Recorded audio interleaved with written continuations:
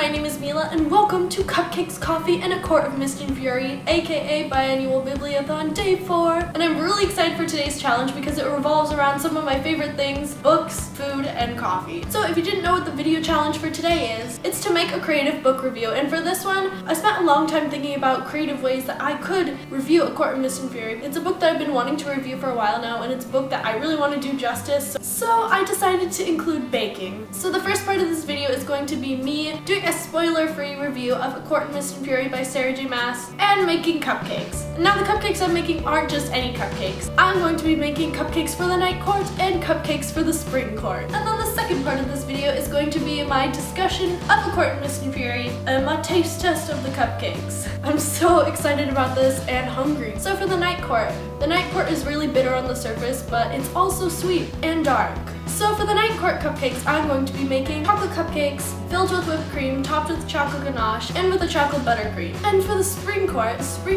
on the surface, a light and colorful place. So I'm going to be making a vanilla cupcake filled with whipped cream and strawberries, topped with a white chocolate ganache and vanilla buttercream. Wow, I feel like I'm on Cupcake Wars. This is exciting. But yes, I'm so excited to make these cupcakes for you guys. Yeah, let us begin. If you guys get who I'm quoting, you're awesome. So the first thing that I'm going to do is start making the night court cupcakes, and for that we're going to need a bowl. The cupcake recipes that I'm using are all from the Cupcake Project website. I like their recipes the best, but you can use whatever recipe for cupcakes you want. I'm just using generic vanilla cupcakes and generic chocolate cupcakes. So first up, I have 2 ounces of chocolate chips, and I'm just gonna melt them in the microwave with a 1/4 cup of butter, which is half a stick or 4 ounces. And by melting the butter with the chocolate, it prevents the chocolate from hardening, and I mix it in with the rest of the ingredients to make the chocolate cupcakes, so you don't have big chunks of chocolate in your cupcake. And once they're melted, you're just gonna stir it together until a ganache-like consistency forms. So after you're done mixing your chocolate and your butter, you're just gonna set that aside until it cools off a little bit more. And then you're gonna take your handy bowl and put in half a cup of cocoa powder. I like to put a little bit more than that in there. So probably like 2/3 of a cup to make it extra chocolatey. So now that I have the chocolate chips, butter, and sugar combined in, and now that I have that moved into a bigger bowl, I'm going to be adding 2 eggs and 1 egg yolk. And the extra egg yolk just makes the cupcakes more rich. I really like the way this book was written in the sense that there was so much world building, and yet I was still able to fly through this book. Whereas in other books, let's say Red Rising, which is a phenomenal book, don't get me wrong, but there is a lot of world building in there, and it takes such a long time to get the feel for the world. But I really didn't have that with this book, which is something that I really admired about her writing. Now I'm going to be adding in 2 teaspoons of vanilla extract, just eyeballing it. I'm just gonna give this a whisk. And into that, I'm also going to be adding a half a cup and 1 tablespoon of vegetable oil. So right now I'm just mixing in the oil with the chocolate and sugar mixture. And now I'm going to add 1/3 of a cup of sour cream. Give this a good mix. And like I was saying before, I really liked her writing in that the world building wasn't too heavy and it didn't really weigh down the pacing of the book. And I really loved how we explored different courts, like the night court and the summer court. I really liked seeing the culture behind that and the secrets of each court. So now what I'm going to do is I'm going to take our cocoa powder flour mixture and I'm going to pour in our liquid ingredients. I'm just going to give this a quick stir. I was just fascinated by all the courts and the different cultures. And I was just so happy that we got to explore more of Prithian outside of Under the Mountain and outside of the spring court. And seeing those 2 different cultures, we realized that Prithian is really a lot different than the spring court, than Prithian actually seems on the surface, especially in relations to the human world. So next here I have some coffee, and I'm going to take a half a cup of coffee. The recipe actually calls for water. I'm not going to use water. I'm going to use coffee. 1, because it actually brings out the chocolate flavor.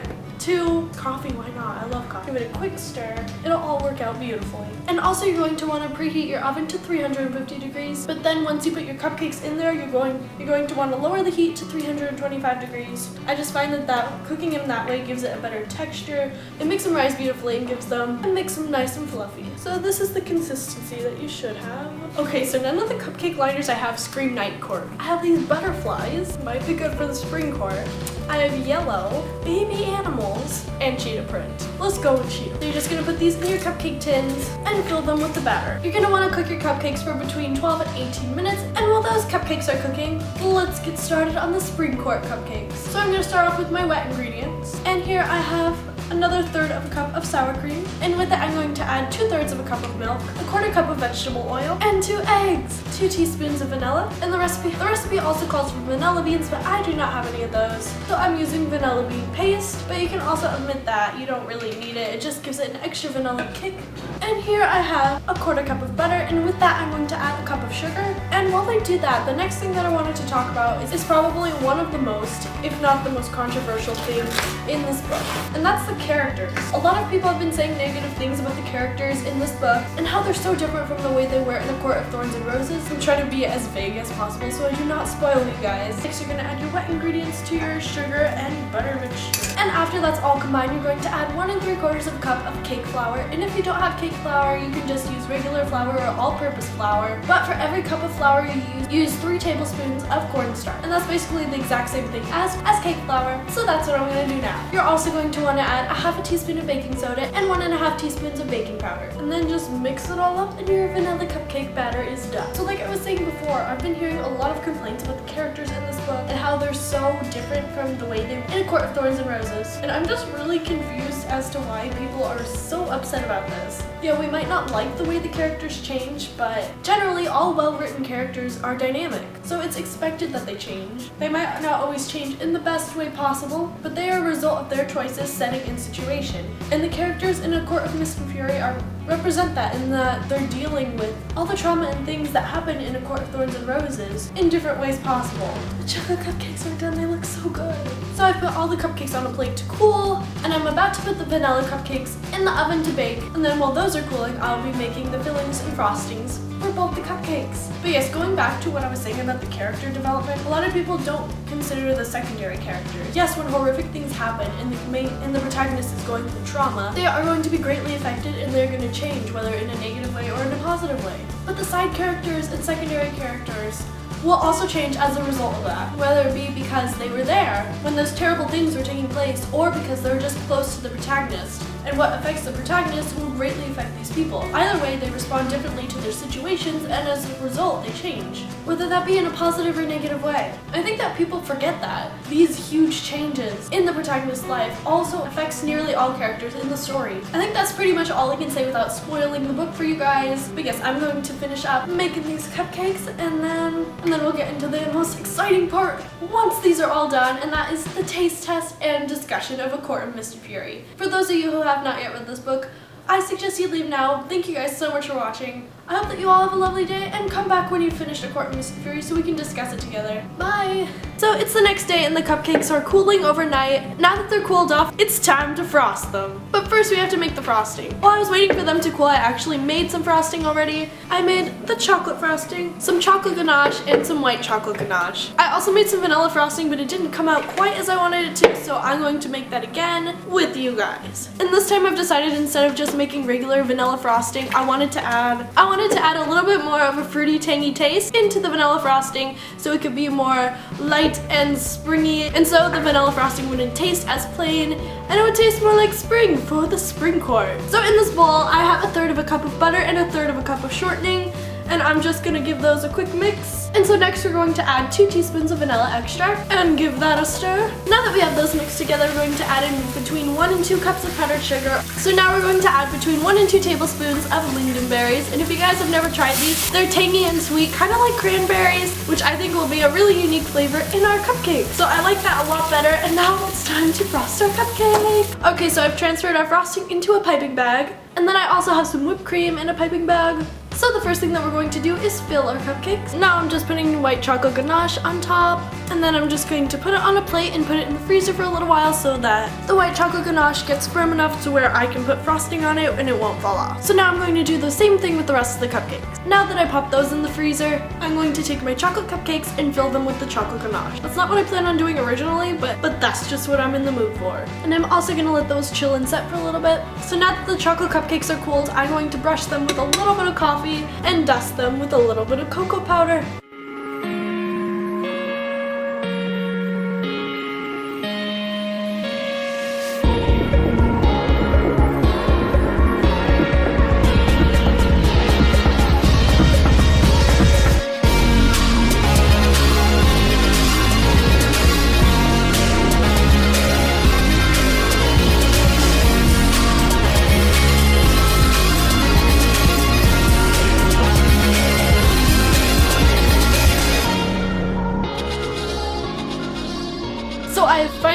making the cupcakes. And I'm so excited now because I can finally taste them. I've spent 2 days working on them and this video, and I'm so hungry. Welcome to my discussion of A Court of Mist and Fury. Here I have my coffee, much needed coffee.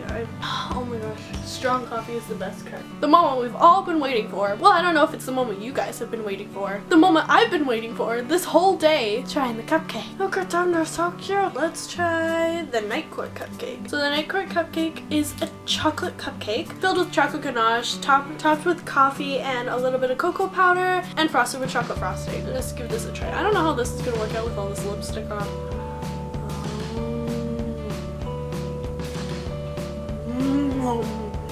It's so warm. Can you see that? The cupcake has a really nice texture. It's nice and fluffy. Frosting is super sweet, which really contrasts with the bitterness of the cocoa powder and of the coffee. It's so good, you guys. I'm gonna have a sugar rush here in like 5 minutes. It's just like the night court. It's bitter on the outside and sweet, decadent, and rich on the inside. I want to try the spring court cupcake, which is a vanilla cupcake filled with whipped cream, topped with a white chocolate ganache, frosted with a tangy lingonberry frosting, and topped with strawberries. I think it looks beautiful. I mean, come on.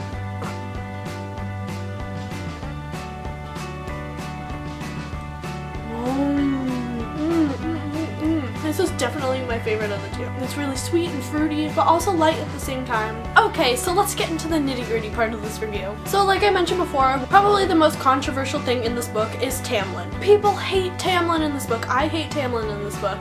And in ACOTAR, my opinion on Tamlin was so very different. In my review of ACOTAR, I expressed my love for Tamlin. But yes, my opinion on Tamlin has changed so much. Like, I hate him as a person. Like, if I met him on the streets, I'd be like, bro, get away from me. But as a character, he's so fascinating and complex. And I just want to recap what I said before. A lot of times people don't consider the secondary characters when a huge change happens in the book. Like in Court of Thorns and Roses, Amarantha, she did so many terrible things. But all the Fae and Prithian. And I think what a lot of people are failing to register is that even though Feyre was the one who got tortured, was the one who fought the worm, was the one that almost got stabbed to death because she couldn't read, was the one who had to kill so many people, this does not only affect her. Feyre and Tamlin were in love in A Court of Thorns and Roses. So from Tamlin's perspective, obviously if the person you love is being tortured and going through all this torment and you can do nothing, and you are forced to sit on your hands and do nothing but watch, that's gonna kill him. And so that's really why his character has changed so much. He was basically put on a chain, and no matter what he could do, there was no guarantee he couldn't save Feyre. So he was forced to just sit there and watch her be tortured, unable to do anything. Now he is determined to protect her, because he wasn't able to before, and that's what put him at the greatest failure. She got hurt and died when Amarantha tortured her, and all he could do is sit back and do nothing. Now that he's free of Amarantha, in the physical sense, has seriously scarred his mind. He has the ability to protect Feyre now, and in his mindset, things have clicked. Now he can protect her, so he's not going to let anything get in the way between him and her. He loves her too fiercely, and he doesn't want anything to get in the way of that.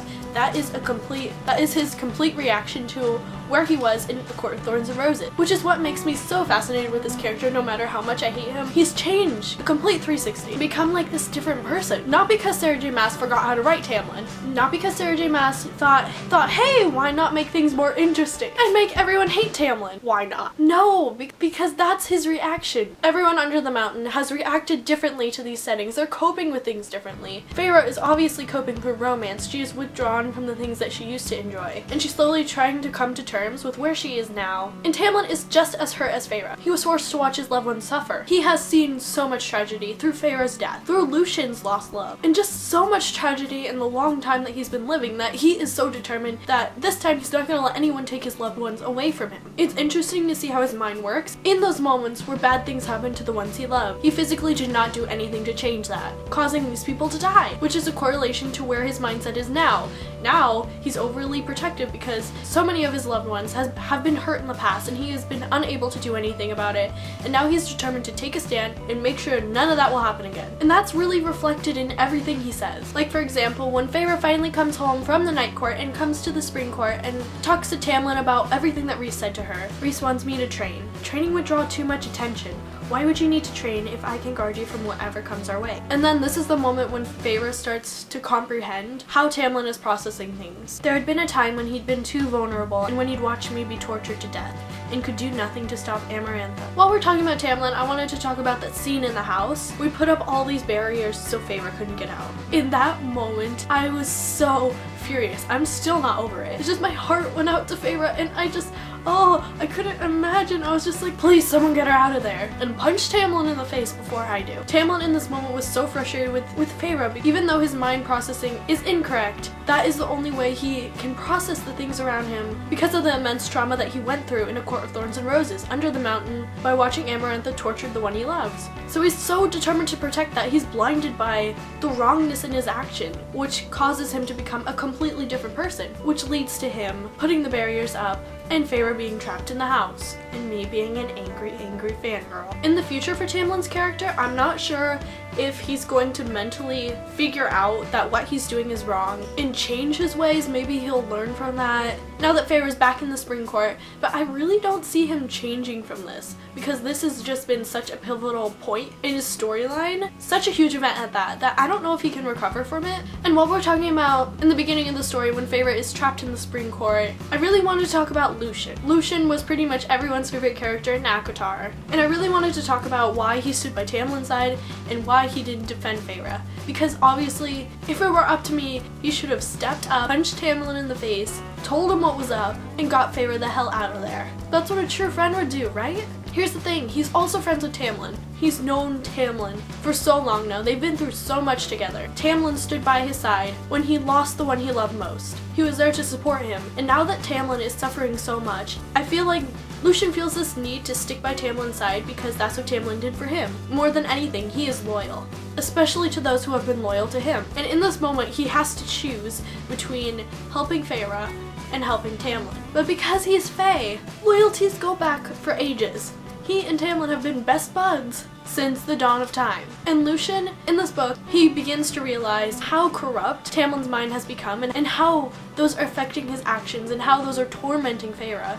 And he wants to do something about it, but because he feels this need to stay loyal to Tamlin, he doesn't do anything about it, and that's so frustrating to me. But obviously, things just can't happen overnight. He can't just do that because they've been together so long. In his mind, he feels like that will be a huge betrayal to Tamlin. Not who Tamlin is now, but to the Tamlin he sees in his mind, the Tamlin who stood by his side when he lost the one he loved most. And he's so blinded by that need to stay loyal to Tamlin. Not because he really wants to, but because he feels such a strong obligation to, because that's what Tamlin did for him. And also, Feyre is not the only one being mistreated by Tamlin. Lucien is also being mistreated by Tamlin. There's a time in this book where Lucien starts to defend Feyre, and Tamlin just snaps at him and says, "Did I ask for your opinion?" Lucien becomes sad and kind of withdrawn, because again, in this moment, he's realizing how corrupt Tamlin's mind has become because of Amarantha and the torments of Under the Mountain. And no matter how much he doesn't want Tamlin to be like that, he feels obligation to stand by his side and to help his friend through this moment like he did with his. I know I'm repeating that so much, but it's just such a crucial part to the story. Moving on to one of our new characters, one of the ones I hate the most, Ianthe. There are characters that I hate, and there are those that I hate with a fiery passion. Ianthe happens to fall in the second category.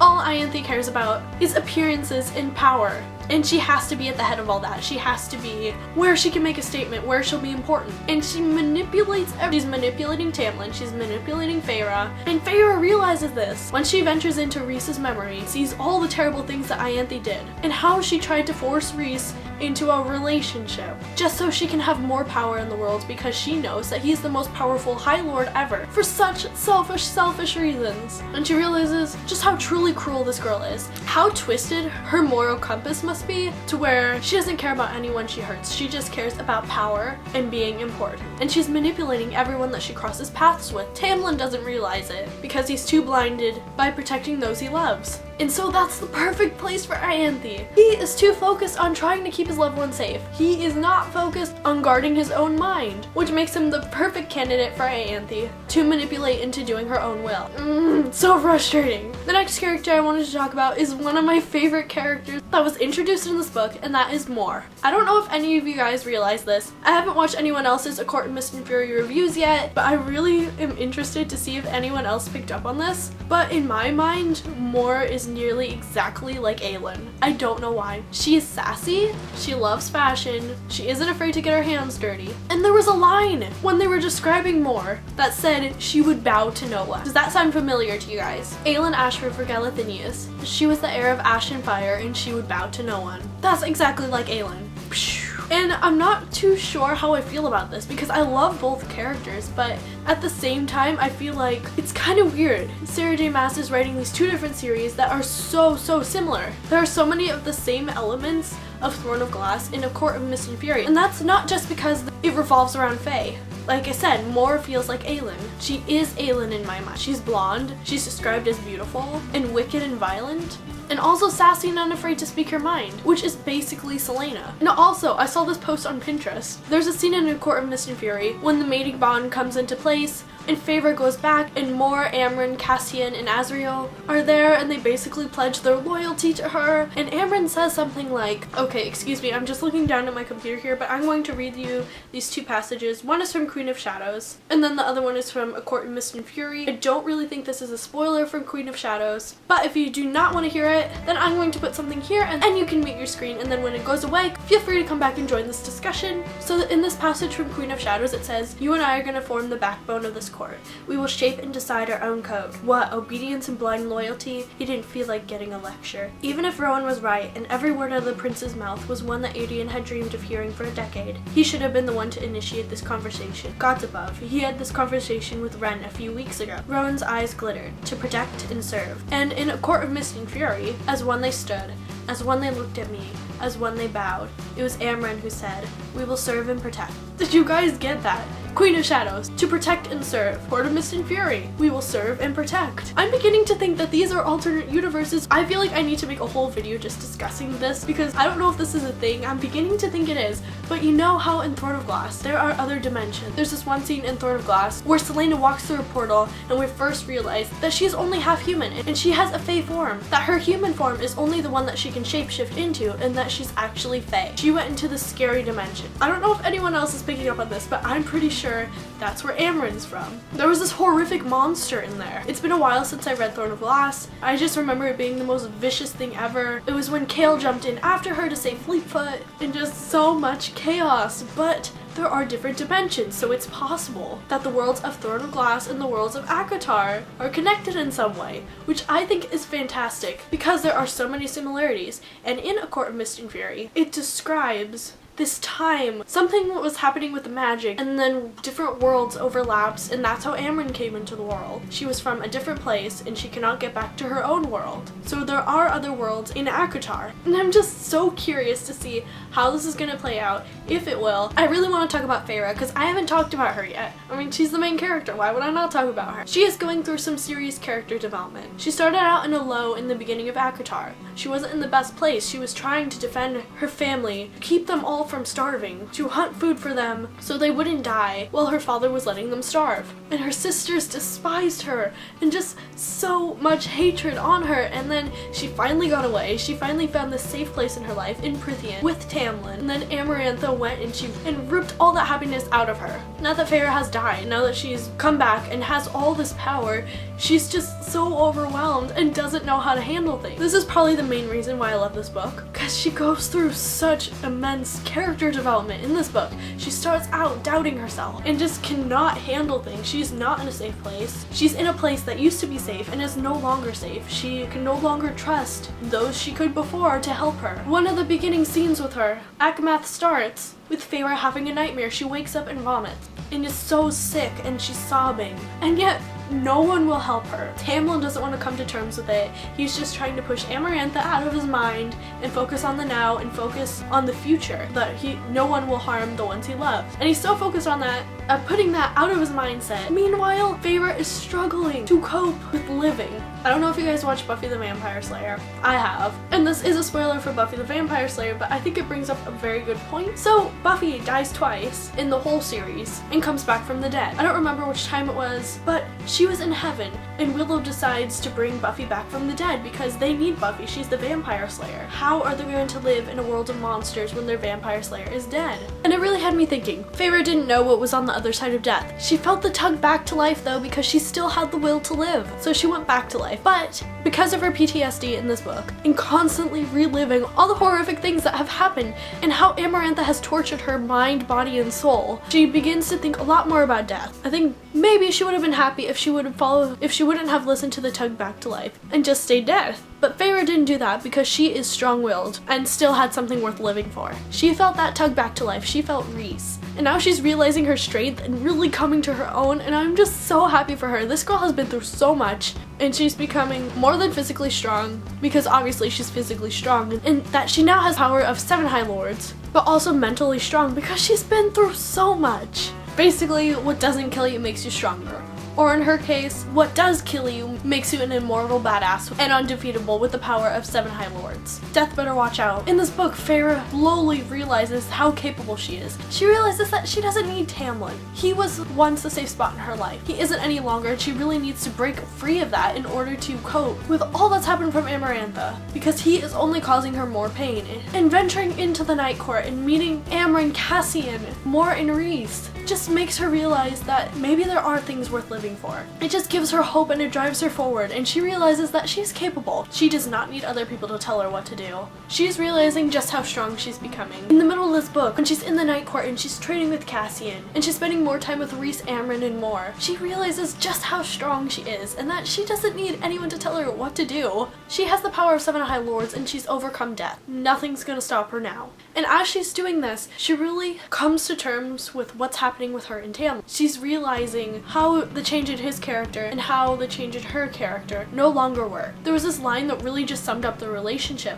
I'd love the High Lord who had shown me the comforts and wonders of Prythia. I'd love the High Lord who had let me have the time, food, and safety to paint. Maybe a small part of me might always care for him, but Amarantha had broken us both. Or broken me, so that what he and I are no longer fit. And I think that she really comes to terms with that, because she also says this: I'm thinking that I was a lonely, helpless person. I might have fallen in love with the first thing that had shown me a hint of kindness and safety. Basically, she just saw the good side of Tamlin. She's wondering if maybe there had been the side to him all along and she's never noticed it because he was the first one who put her safety first. And maybe she was blinded by that. I'm just so happy for Feyre and her character growth in this book. It makes me so happy that by the end of this book, she is still recovering from the horrors from under the mountain, and she might be recovering for the rest of her life. But she now understands that she is capable of doing so much more, which just makes me so happy because she's been through so much and my heart just aches for her. And now she finally has a hint of happiness. One of my favorite parts in this book is when Lucien comes to get Feyre. And in this moment, this is really the moment when Feyre realizes how strong and powerful she is, and that she can stand up to people. She tells them, maybe the world should learn that I indeed have fangs. She might not have realized it, but once the words come out of her mouth, she realizes that is true. She has the power of 7 High Lords. She's physically strong and she's incapable of doing that. She needs people to recognize that, because she has been disrespected and looked down to, first of all for being a human, second of all by Tamlin, and by Lucien because of his blind love and loyalty to Tamlin. But in the Night Court, people see her so differently. They see that she is capable, and they treat her with the utmost respect, and she's starting to realize that. She becomes so much more confident, which is just beautiful, and it makes my heart so happy. And then in this moment when she tells Lucien to not bother her again or she'll kill them all, it just really clicks in her mind how strong she really is. And also I love this moment because it's when Lucien begins to see that there's more to Feyre than he begins to doubt his loyalty to Tamlin. He begins to think, is what I'm doing really right? And I have a quote from the passage here. So Feyre says, you gave up on me and you picked him. Feyre to Lucien, you gave up on me and you picked him. You were afraid of him and didn't do anything about it. That really shows that Lucien and Tamlin's friendship once started in loyalty intimacy and love. And now Lucian's just afraid of Tamlin. He's afraid of stepping back and away from Tamlin because he's been his friend for so long, and he's afraid of what might happen if he really just opens up to Tamlin and tells him what is going on. And instead of directly responding to Feyre's claim, Lucian responds, "Is the Night Court any better?" That's how we know that that his mind is truly processing all this, and he's beginning to doubt his relationship with Tamlin, and is beginning to think more about his relationship with Feyre, which is and that is going to be one of the major plot points in book 3, which I'm so excited for, especially with the way that ACOMAF ended. I'm really curious to see how this is going to develop. Obviously, Lucian knows that Feyre is playing Tam, and at first I think he's going to be cold to her. He's going to demand answers from her, but at the end of ACOMAF, she smiles at him because he knows what's up and she knows what's up, but he is helpless. He cannot do anything about it because Feyre is loyal to the Night Court, who has his mate. Lucian can't do anything, and he really despises Feyre for it. However, now that he's not on the best of terms with either Tamlin or Feyre, I have a feeling he's just going to kind of explode and just let out with his feelings. By the end of book 3, I feel like Lucian is going to be on Feyre's side, and he's going to confront Tamlin and just basically say, "I cannot do this anymore. Look, what you're doing is wrong, and I need to step aside." And Feyre and Lucian will be on the same side. At least that's what I'm hoping for, because I liked Lucian in this book, but I loved him more when he was on Feyre's side. So the last thing that I wanted to talk about was with the King of Hybern. Holy crap, you guys. So when the books tell Feyre to put them together, and she unleashes this whole bunch of power, which triggers something with the King of Hybern and magic and chaos. Cassian gets shot, Elaine and Nesta are there, and they become Fae. What the heck, I was not expecting that coming. I was literally screaming at the book when I read that. And when Feyre realized that the only way to save her sisters was to go with the Spring Court and pretend like Rhys had been controlling her this whole time, just thinking about it is getting me so emotional. Like, all that they've been through, their relationship has grown so much, and I just love them together. They are each other's lights in life. They are literally soulmates. And this is the point where I started crying. Just the thought of them not being in each other's minds, which sounds really creepy, gave me so much pain. And I wasn't able to stand it, and I just started crying. And then how she went with Tamlin, and everyone was hurt, and Elaine and Nesta, Rhys, Moore, Cassian and Azriel went back to the Night Court. My whole world was crumbling. My heart could not handle it. And then everyone's freaking out. We have to go get Feyre back. And then he's like, "It's okay, she's my spy." And then they're like, "What? What are you talking about? Dude, snap out of it. We have to go get him back." And he's like, "No, basically, we got married last night, and she got a new tattoo, which basically says that they're soulmates, and how she is now High Lady of the Night Court." And just, oh, so many feels. I was just so happy at that moment. I was like, heck yes. And I was so happy. I was now crying tears of joy because everything was gonna be okay. Feyre is now a spy. She can still talk to Rhys mentally. And it's even better now that she's High Lady in the Night Court, and her and Rhys are soulmates. And just the way this book ended really topped everything off for me. I was crying tears of joy, and I was ready for revenge. It's so beautiful. And so Tamlin unwittingly led the High Lady of the Night Court into the heart of his territory. It's so beautiful. I love it so much. But yes, those are all my thoughts and opinions on A Court of Mist and Fury by Sarah J. Maas. Thank you guys so much for watching. I know this is probably going to be a super long video. I've spent hours filming it. But yes, in the comments below, let me know your thoughts on this book. I'd love to discuss it with you guys. And also, what are your opinions on the worlds of Thorn of Glass and A Court of Thorns and Roses, or in the same universe or something connected somehow? I don't know. Let me know in the comments below. Thank you guys so much for watching, and I will see you in my next video. Bye!